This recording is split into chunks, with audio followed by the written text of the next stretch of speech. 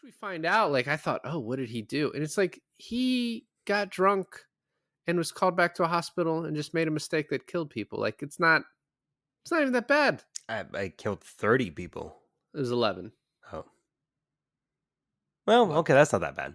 I mean, still double dig, but I finally Watched.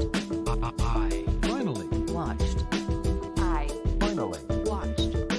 I finally watched. finally Watched.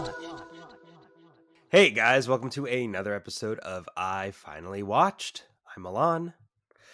and this is David, and I finally watched. Actually, we both finally watched Alien 3. Alien to the third power.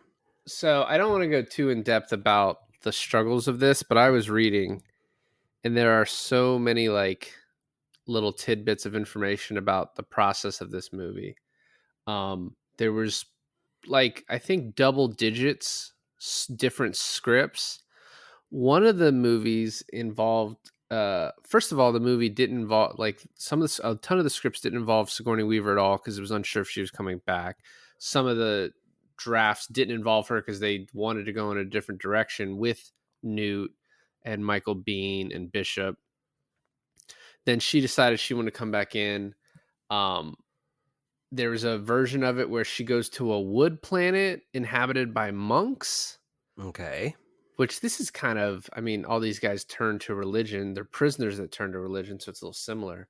So then Fincher's brought in, and then you have Walter Hill was a writer on this, and there's like a whole contentious relationship between them where the studio was siding with him, with Fincher, but then also sometimes siding with Hill. Fincher brought in a writer secretly to write a draft that the studio became happy with, and then Hill came in and was like, "No, you have to use mine," and he got that other guy fired. And then the studio was really concerned with like the budget. It went from 45 million to 65 million. There's apparently like a 3-hour cut out there with a sex scene and a crazier autopsy scene. Okay. The fact that this movie is even entertaining, given all that, and like how ridiculous, like, so we are doing the assembly cut, which is the 2.5 hour version. You and I both, you watched more of it than I did. We both watched the theatrical version, Right. and it's not crazy different, but it is like the assembly cut is definitely better, right? Like for an Alien movie, they're both like passable to me. But I think the major thing for me about this movie is just like, or these movies is, I don't know, I guess given how late in life we're watching them and how old they are, it's like they all don't look great. The thing is that it's not like this movie looks better than the previous two movies. It looks much worse compared to the previous two movies. I think that has a lot to do with using digital effects for the Alien, not so much with the like the practical effects that was used in Alien and Aliens. It's kind of funny because it's like Alien is just there's a meme out, right? And it's like Alien is really good, but I wish there was more Alien. And then Aliens comes out. It's like, holy shit. But then with Alien 3, you think, oh, is there even going to be more Alien? And I say Aliens to the third power because the way it's written is like the 3 is small. It's like, the third power 3 in math. And it goes back to only being one alien, really, except there's 2, but one's a baby and you don't see that one. So it goes back to the whole thing of like there's an alien on a ship. I think I read somewhere that the director of Life movie that we just did was actually supposed to do Alien 5. And it's kind of funny reading what Life is. Like seeing what Life is kind of like an Alien movie in and of itself, right? It's like back to the basics Kind of like of Alien the new 1. the new Zack Snyder, not Star Wars movie. Oh yeah. Rebel Moon, I think it's called.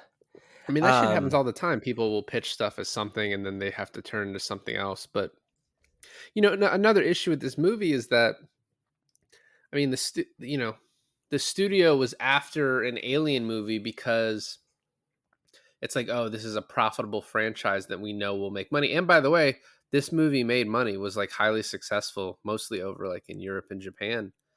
But but didn't have like a concrete idea going into it. Like was in search of a movie but didn't have it. You know what I mean? Like wanted just like knew that this could be a payday for them. right. And I still with all that, I mean I kind of enjoyed it.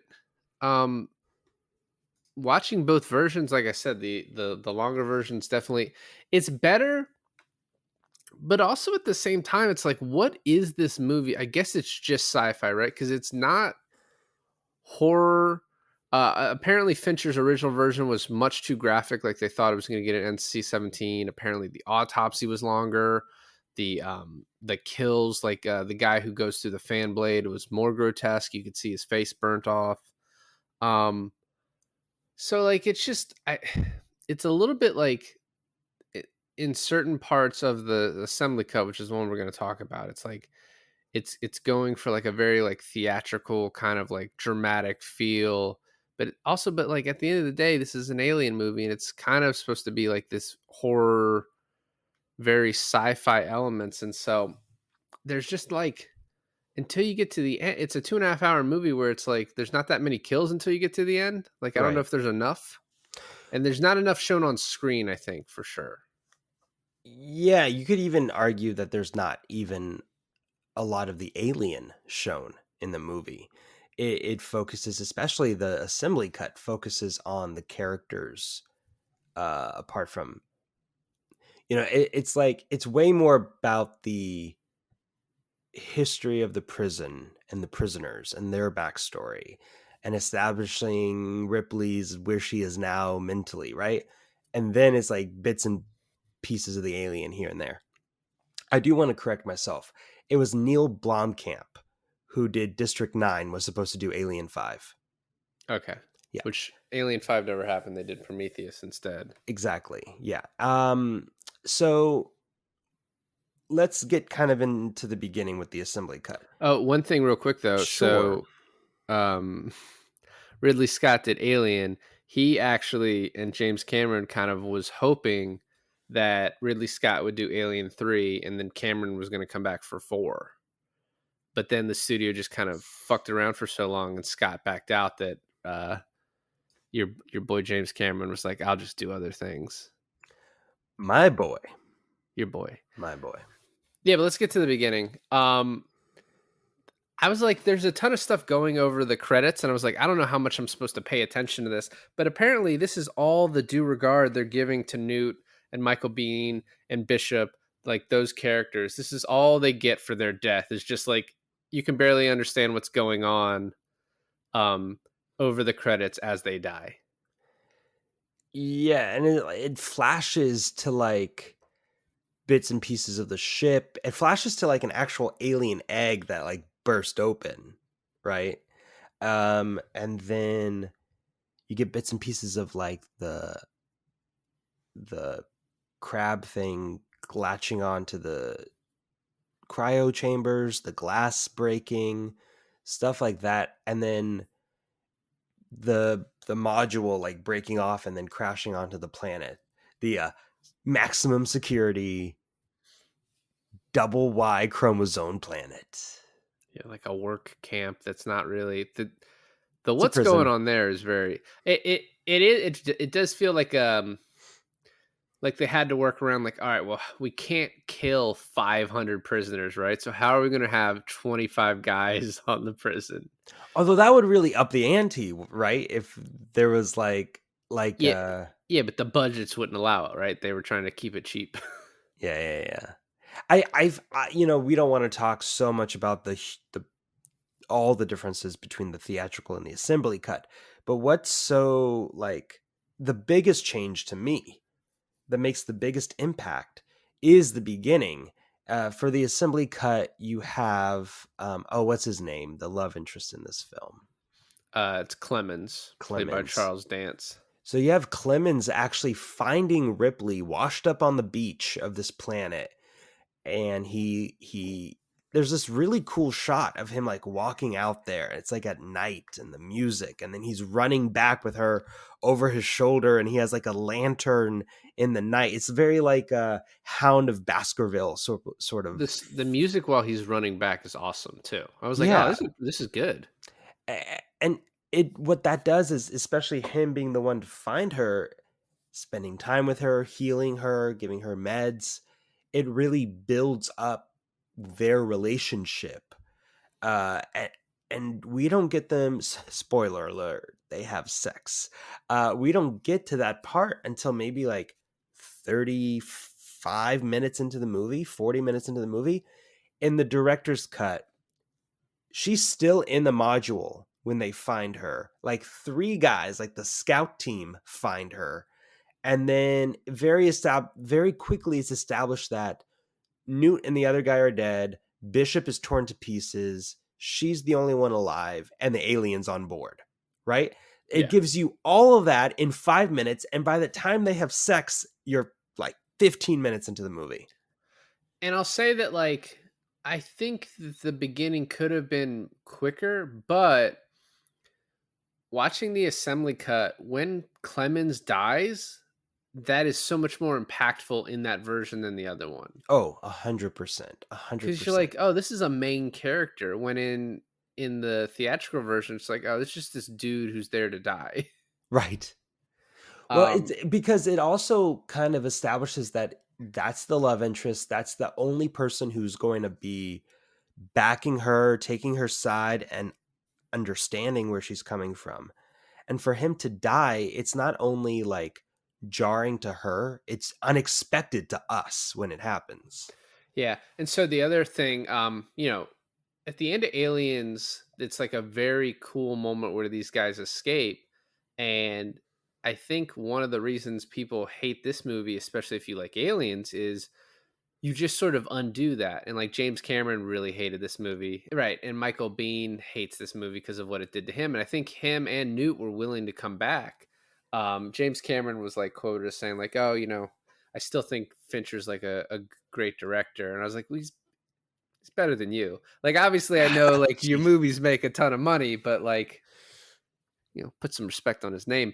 But I can like that when this movie started and those 3 people are dead, I was like, well, no fucking wonder people don't like this movie. Like, it's similar to like the last 3 Star Wars movies, right? Like, you have to have a cohesive story going into these, and when you have like a really great movie, like I actually really liked Force Awakens, and that sets up a lot of things, like Yeah. with the Finn No, character. so did I, yeah.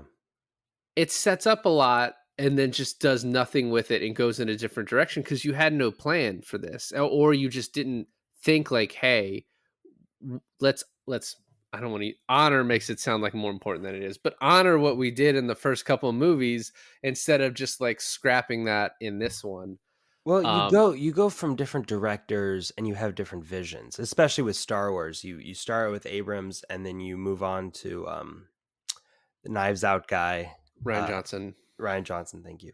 And then you go back to Abrams and it's just a contractual thing where it's like, oh, you didn't really want to get rid of him in the first place, or you didn't want to hire him in the first place. And then the director, Abrams in this case, who wasn't brought on for all 3 movies, feels slighted that he wasn't brought on for the second, so he's going to do whatever the fuck he wants in Well, his third, pretending that the second never existed.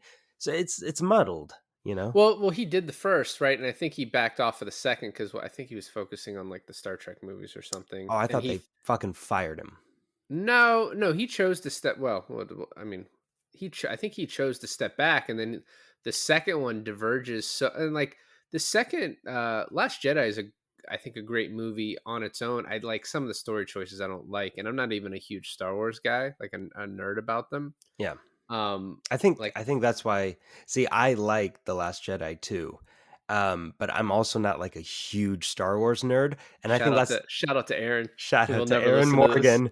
Morgan. But the thing is I think maybe we can get by saying that because we're not that deep into the Star Wars lore. Yeah, but I mean, so then you have in the third one, you have a director who's like, "Well, shit, I need to bring it back to my original vision of the first one." And then Alien 3 just starts out, the face hugger returns somehow. So I think the assembly cut does a lot goes to a lot more stakes, back to what we're actually talking about. Goes to a lot more, effort to kind of show you what this camp is about, talking about like the celibacy of the prisoners, that they really don't want a woman in here. Yeah. um like scene after scene about that.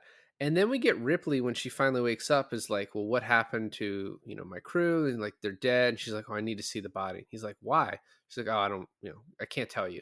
And I hate when characters do this, because it's like, what's the point of not, I don't get what's the point of not telling them. She doesn't want everyone to panic, maybe. Well, she also later says, "Oh, the main guy thought I was crazy. You'll think I was crazy." In the assembly cut, not in the theatrical, I don't think. And but Yeah. so she's like, "We need to go check out the little girl." And I don't know if you thought this was odd, but I thought it was very odd to show a naked 10-year-old girl. I thought so too, but I thought maybe it was just It's as a mannequin, but it's it's a modeled off of her. yeah, but it's a mannequin, right? I know, it's just fucking weird. It's like a No, weird it's thing. You would not do that. You would not do that. It's like in the last 10, 20 years, you would not do that in a movie, like a no, it's mainstream weird. movie. No, it's definitely weird. I just was like, maybe they can get away with it because it's a mannequin. Well, that's why they did, but I was like, it's just, I don't, what's the point? I don't really understand. It was just, it's like, it took me out of the movie to where I was like, what the fuck are they, why? Like, why did you make this decision? I mean, I guess it's hard not to, but I thought it was a weird choice, to say the least. And then she's like, we need to cut into her. And he's like, why?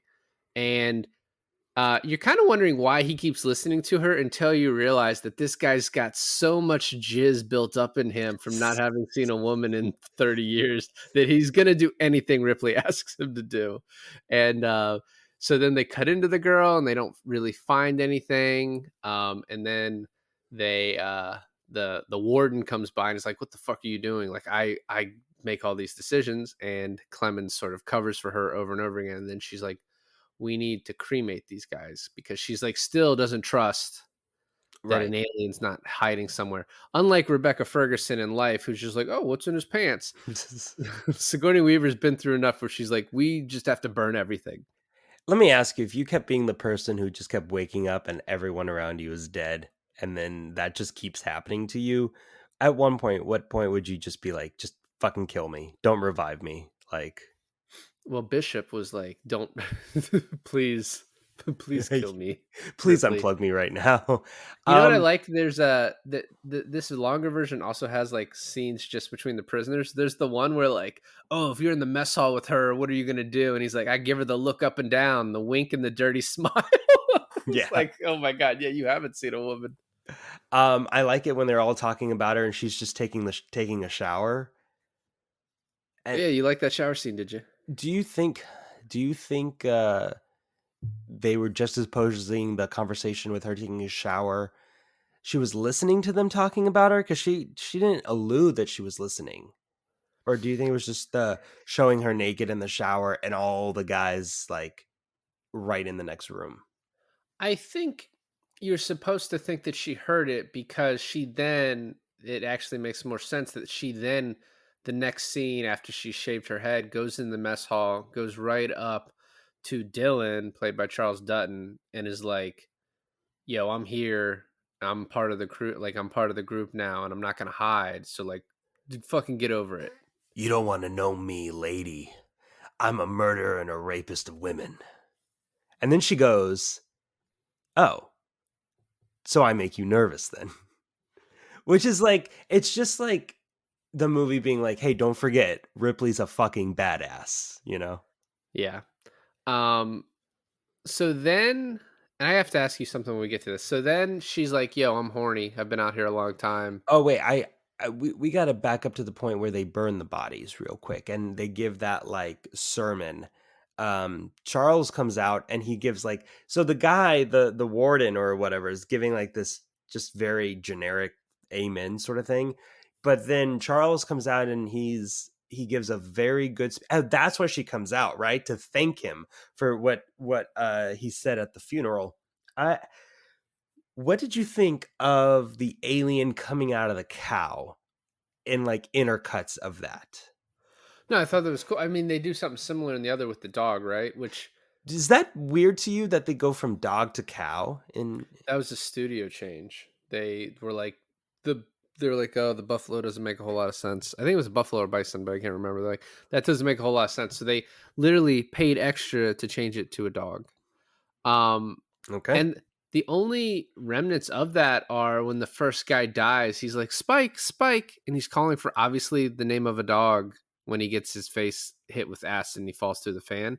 But otherwise, the dog's not in the movie. Um, Oh, that does make sense because he's like, "What you doing down there, boy?" I thought it was a cool. I didn't get any symbolism behind it. I just thought it was cool to have the alien breaking out as he's speaking. I like Well, he was saying, with every death, there's life succumbeth to the world, something like that. oh, something like that. Yeah, good. You got it down verbatim.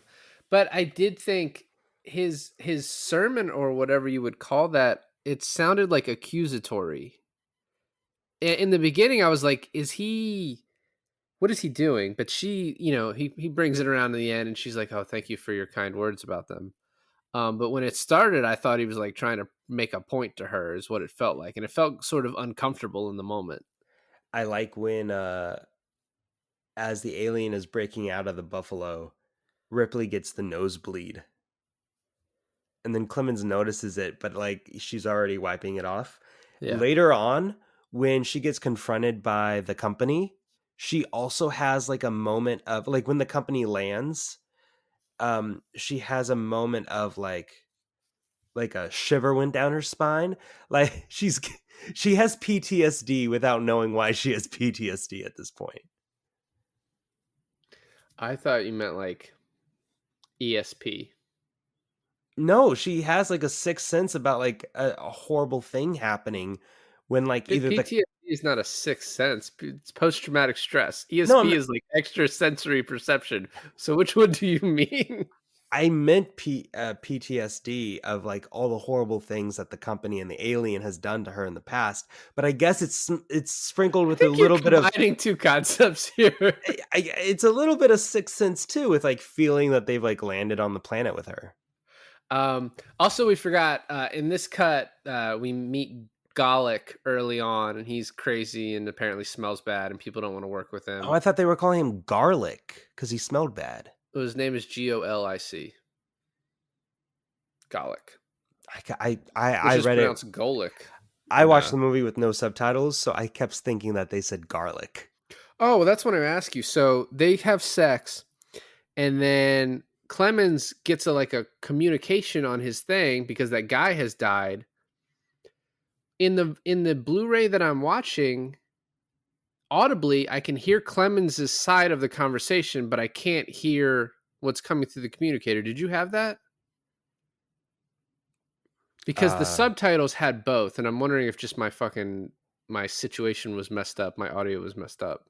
well, did you have a little description in the beginning of your movie saying that because this was not a perfected cut, you will have audio problems? Oh, so maybe that's what it was.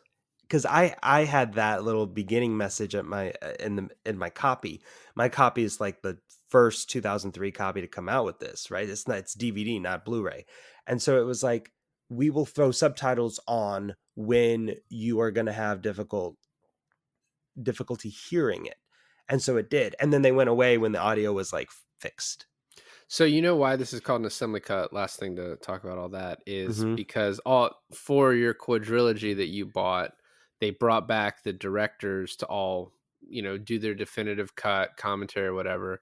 And Fincher was like, my definitive cut does not exist. Like whatever was filmed was like so fucked up by the studio that so he allowed like a friend of his who worked on the film, like he allowed him to come back and finish it. I don't know if he worked on the original film, whatever, but he allowed someone else to do it, and that's why it's called the assembly cut, because he just was like, I'm not Huh. involved. It's odd too, right? Because you have like just take the beginning for example. You have her washed up on the beach, taken in by Clemens. And then the other cut is you have her already like in the spaceship being pulled out by the thing guy. So they would have had to shot basically 2 movies simultaneously. They're as like, oh, I don't know which one to do. Yeah, well, I do know that they like I don't know. They apparently it was taking so long that they brought everyone in and created a cut of it just so they could see what they're missing, and then they went back and like made changes. So, I mean, the stuff they like subtracted and fixed, I think could have been done in sort of a different way. Like when the guys go on the ship, that could have just been done kind of differently, and not been shot simultaneously as a different version. Well, the Um, thing too is when they show like going back out in the assembly cut, going back out to like gather the rest of the remnants of the ship, they show that they have these big cow bison things with them. In the director's cut, and sorry, in the theatrical cut, they don't. So that's how you can get away with like introducing that the alien comes out of the cow thing, because yeah, it shows that they're present on this planet anyways. yeah. So Clemens discovers the acid burn with that guy that got killed through the fan. He wants to talk to Ripley about it. She won't talk about it, but then he's like, tell me why you have a prisoner's tattoo when you say you're not a prisoner. So then he goes to the warden, who's like, we just got a call that we have to fucking protect this lady. Like, tell me everything you know. And he's like, basically tells him to fuck off. And he's like, I will tell her about your history, which we find out. Like, I thought, oh, what did he do? And it's like he got drunk and was called back to a hospital and just made a mistake that killed people. Like, it's not even that bad. I killed 30 people. It was 11. Oh, well, But, okay, that's not that bad. I mean, still double dig, but it was not all 30. Like, Yeah. 19 people lived. So, um, and then she's like, I need to listen to what, like the recorder out of the plane, she needs to get the data from the plane. There's no computers, so she has to go get Bishop. While she goes to get Bishop, the dude from Mindhunter tries to rape her. That's the dude from Mindhunter? Yeah. The big guy from Mindhunter. Yeah. Not Oh, not no, not Jonathan Ed. Groff. Yeah. No, it's like it's his partner though. It's the Right. FBI guy. Yeah. Wow. Okay, so that's why he looks so familiar. I saw Also him. also directed by Fincher. Yeah, that's true. That's true. Um, the interesting part in this is like, okay, so in the assembly cut, you have that conversation between the inmates, but the specific one that I thought you were going to bring up is the one where they talk shit about Gallic, and they're like, I don't want him on our fucking like scout missions anymore. Yeah, I mentioned that, and Dylan told him to fuck off. That you just have to work with him, Right, because he's like crazy, right? and smells bad. And smells bad. Don't forget Right. that part. But the guys who go and like try to rape her, those are the same guys talking shit about Gallic, but Gallic isn't in this. No, well, I don't know if they're the same guys. Honestly, everyone's heads are shaved, and like it's kind of like fucking Guess What's the Who, guy where with it's the like, teardrop tattoo? oh yeah, I don't know, man. I don't know. Like I said, they all kind of run together for me. Those guys try and do that. Then the guys in the next scene, the guys that go on patrol with Gallic, they both die. Gallic escapes, and Gallic is back in like the infirmary, chained up. And the Yeah. warden is like, "Oh, he fucking killed them." And Dylan's like, "Well, he's saying he didn't, and he never lies." And then this is when she decides to uh tries to tell the warden about the alien, but won't tell the dude she just banged about the alien.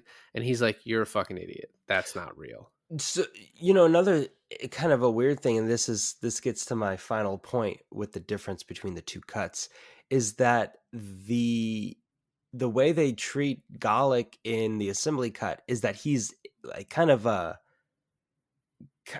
like has a mental disorder where he's like not very speech heavy, and he just seems kind of like a loon.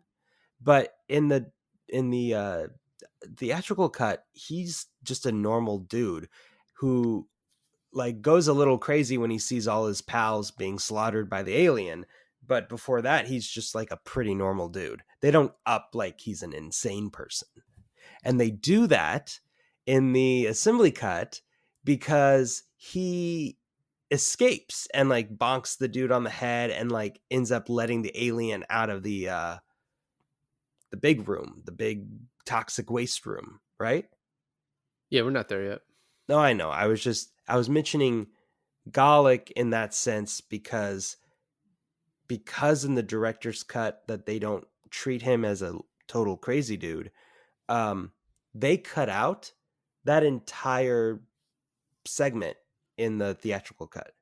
Yeah, actually, probably one of the things I didn't like about the assembly cut the most is the whole like, oh, we've trapped the alien, and now we're just gonna have this crazy guy let him back loose. And I was just like, it's just like a waste of time. And the theatrical cut shows that if you just cut that out, you're not really missing anything of the movie. Yeah, I agree. I actually like when watching the theatrical cut because I wasn't paying that much attention. I was like, oh shit, wait, how do they even do that? And it's just like, oh, when the fire explodes everywhere, they're just like, oh, unsuccessful, and they like basically cut to the end scene where they're like, how do we do this? Which I think is a like if you're wanting a leaner movie, that was like a fine way to do it to me. No, definitely. Yeah. So the alien kills Clemens, which we talked about. It's a very cool scene. And then probably the most, I'd say like one of the most iconic shots in the franchise Yeah. is her up against the wall with the alien coming up to her, sticking the little alien tongue head out at her, and then running away. So when I first saw this, I was like, why is the alien leaving her alone? I had no idea. So that was like a crazy, like the movie lets you know later on when she's like acting sick. I was like, oh, she's got a fucking alien in her. Okay, that makes sense. Yeah. But one thing I read is that the studio refused to let Fincher film that scene, and he said, "Fuck you," and just did it. Yeah, And it's one of the most iconic scenes. And like you said, not just this movie, the entire franchise. There's like, like, okay, I don't even know how to like put this into words. When studios are putting like compilation shots of like the biggest movies in the world, the biggest movie franchises in the world, and they have Alien in there, that's almost like the 1 out of 2 or 3 scenes that you're going to show in your compilation shot. yeah, like in a Sigourney Weaver like reel, that would be in there. That one, and when she comes out in Aliens in the robot and she's like, "Leave her alone, you bitch." Except I'd never seen that before. Oh, well, see? This one's even more I'd seen iconic. this one. Yeah. So it runs away, and then I do love she runs to the mess hall where they're talking, and she's like, "It just killed Clemens," and he's like, "Get this fucking crazy woman out of here," and he immediately dies. Like I was like, "All right, good." I don't want to like if the movie continues on with this, like them not believing her as like they get picked off one by one. I was like, that would be infuriating. The fucking funniest part of this whole movie is when the warden dies, and then the very next shot is the guy cleaning up the blood. Why is he cleaning that? Why is that a priority right now to clean that up? I don't know. Oh, wait, when the other guy, when the discount Christian Bale guy is like in that cafeteria with them as the warden is getting killed, and everyone's dead silent, and he just goes, "Fuck." Are you talking about the guy who survives, Morse? Yeah, Morse. Discount. I think he'll take that. Yeah. So they're now like, all right, who's in charge? And they start calling him 85, Aaron. And I like the reveal of why is pretty funny later on. But I was like, why the fuck are they calling that? And then they're talking about, you know, the next plan, and they get the toxic waste disposal thing, and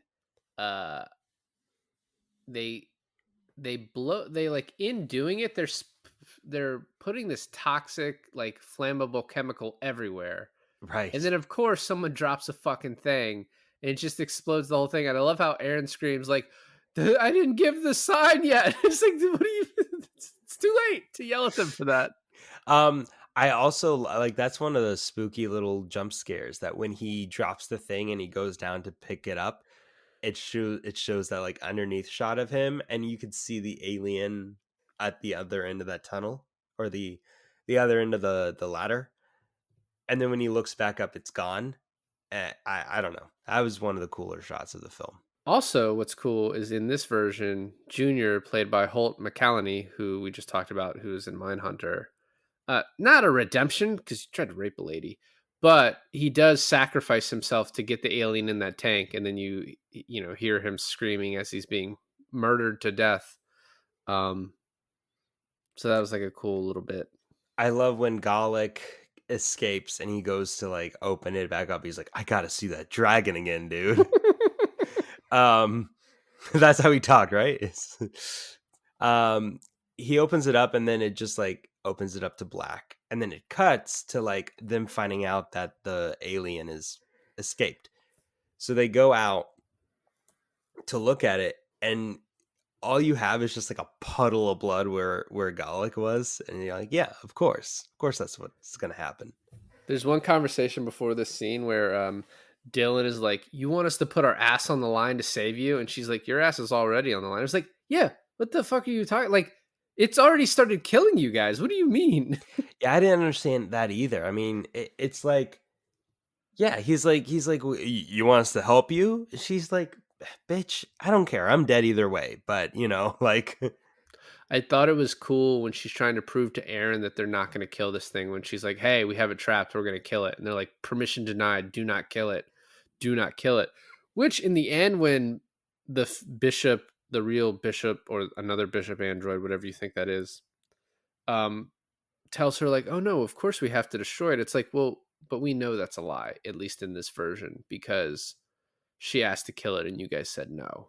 Like, so we know yeah, that's a lie. yeah, that's not there in The theatrical. the theatrical. It's replaced by something where it that transmission, they're more concerned about keeping Ridley alive and quarantined. Yeah, well, no, I think that one happens in both of them too. So they have it trapped at this point, and I was like, "There's an hour left into this movie. That's not good." So like, how is this thing getting out? Like, what's going to happen? And so you have this Golic storyline, which I was like, not not my favorite. I do like that he dies immediately. That was nice. Um, He cuts that one dude's throat like so fucking fast. and he's like, "Sorry, sorry, sorry, sorry, sorry."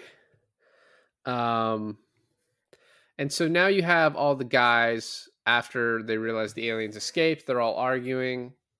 And they're like, "What the fuck do we do?" And they're like, "Oh, let's make it to the furnace." And they're like, "Oh fuck, that's such a smart idea." And then there's the scene where she wants to tell the company that the planet is toxic, so they need to kill the whole thing. And Aaron just signs out and he's like, "Nope, I have a family," which is like, how is this like mentally challenged? An 85 isn't like that low for INET. That probably says a lot about you. Like, what yours is that? You're like, you're like the guy in the meme. Like, it's actually really good. That's actually like a really high score. No, I've never taken an IQ test. I just looked it up because I wanted to know. And apparently, like, an average IQ test is between 85 and 114.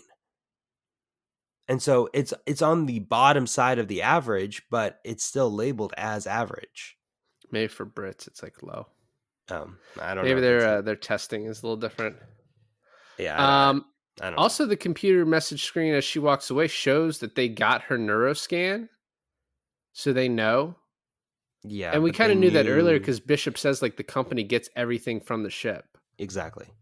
Um, so she then realizes that, hey, it's not going to kill her, and so she tells Dylan like, "Hey, I need you to kill me," and he's like, "I'm not going to kill you until we kill this thing," because he's like, yeah, the one inside of you could wipe out the universe, but so can this one. So we need to kill both. And you're the only one who has the experience of killing them. So we now get to all of that happened in between that and where they plan, like between the fire and then now when they're doing the final plan, all that was pretty much not in the theatrical version. And so now she's like telling them like, "Hey, we have to kill this thing," because Aaron's like, "No, let's wait because the company will help us kill it. And she's like, they're gonna kill us more likely than they'll kill that alien. You're talking about the scene where they're all together and like the big piping structures and they're all Yes. like hanging out in the different things. Yeah. Yeah. And then great speech by Dylan to get them all hyped up to kill this thing. Um, and then we just have like one of the most hard to follow scenes, which is, I think, the anarchy created in the scene is kind of like what the prisoners probably felt like when they're like, this alien's chasing them, they're running for their lives, they don't know where they're going. Like, I don't know, it was cool, but it's like I cannot follow what is happening.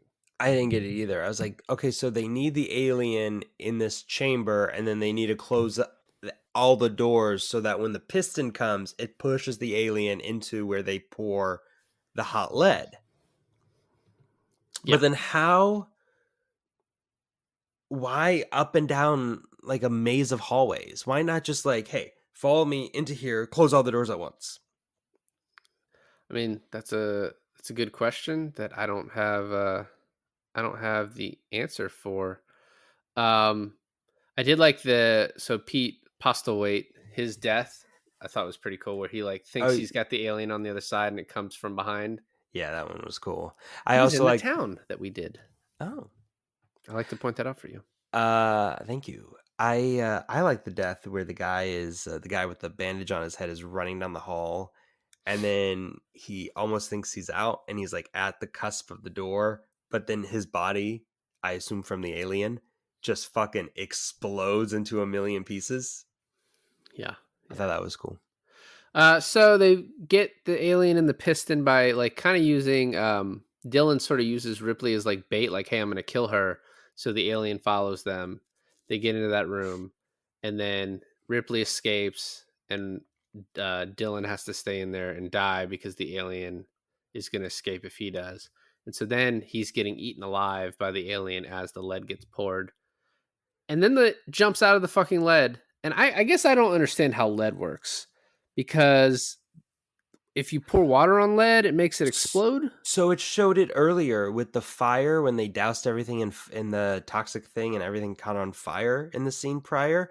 It showed this like metal bucket that got heated so much, but then when he hits the sprinklers and it cools down, the bucket splits, right? Okay. So it was trying to tell you like that's the same thing that's going to happen with the alien. The alien is encased in this like hot metal, and if you quickly cool down hot metal, it splits. Don't ask me why his entire fucking body shattered in a billion pieces, but if it didn't, it wouldn't be very cinematic, would it? Yeah. Well, I like that they tried to explain the science to me, because I was not following it. And then Bishop shows up as a human? Question mark. No. I mean, he got his face like half torn off. You could see that he was an android. And then him screaming, "I'm not a droid," makes me think he's a droid. He's a droid that doesn't know he's a droid. Oh, yeah. And she's like, no, I don't trust you that you're going to kill this thing. And she kills herself. And Morse is the only one that survives. And so Fincher filmed the scene that we have in the assembly cut that you and I watched.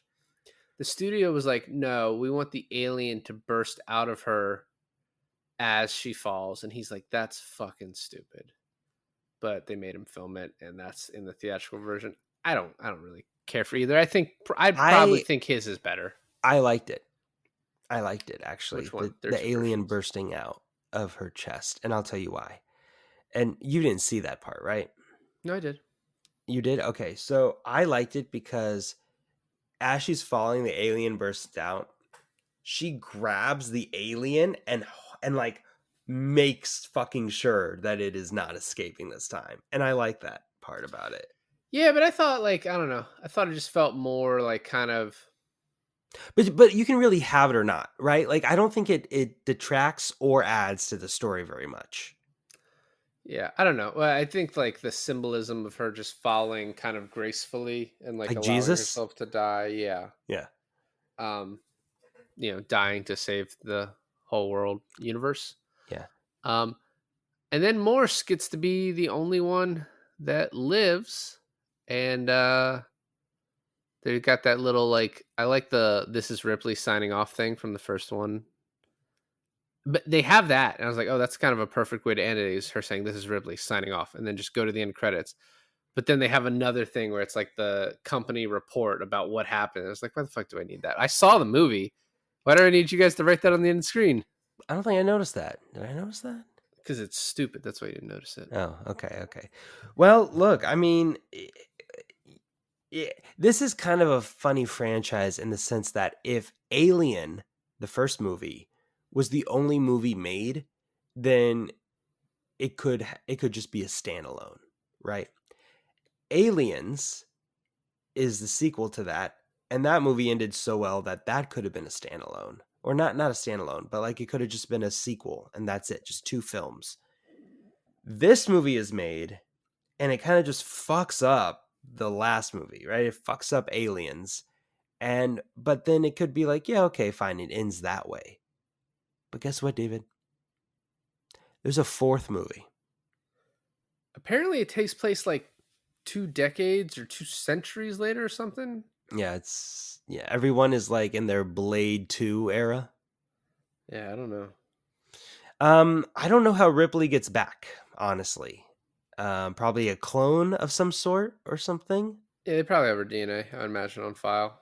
Yeah. So they were like, "Wow, we have an alien Paul problem." Reiser from the last movie saved it. Yeah, they're like, "We have an alien problem. We're gonna clone the only person that has killed a bunch of them." You know who else is in that film? The 4th one, The 4th one? Winona Ryder. Winona Ryder. Yeah, I looked it up before this. It was it was not a bison or a buffalo. It was an ox, apparently. Oh, an ox.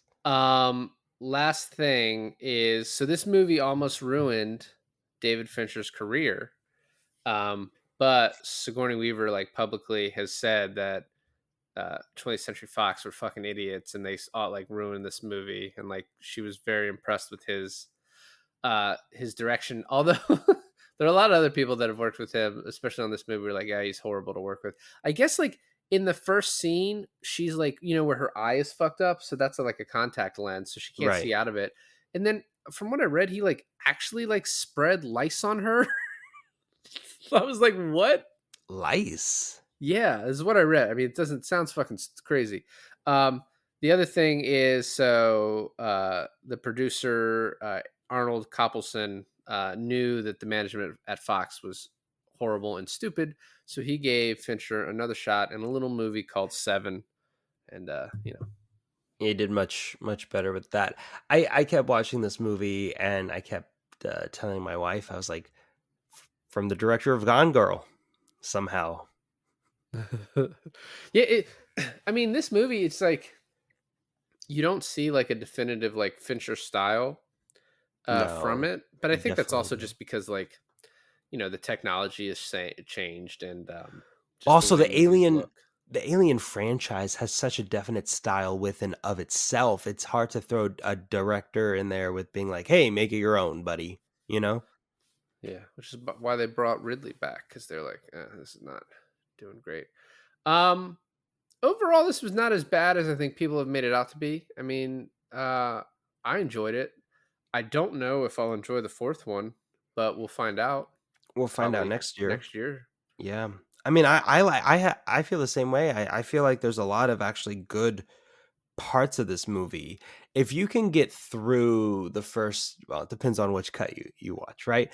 But if you can get through like the first 15 minutes and like come to peace with the fact that Newt dies, then it's like, okay, forget it. Just forget Aliens ever happened. This is a whole new fucking movie. This is a whole new thing.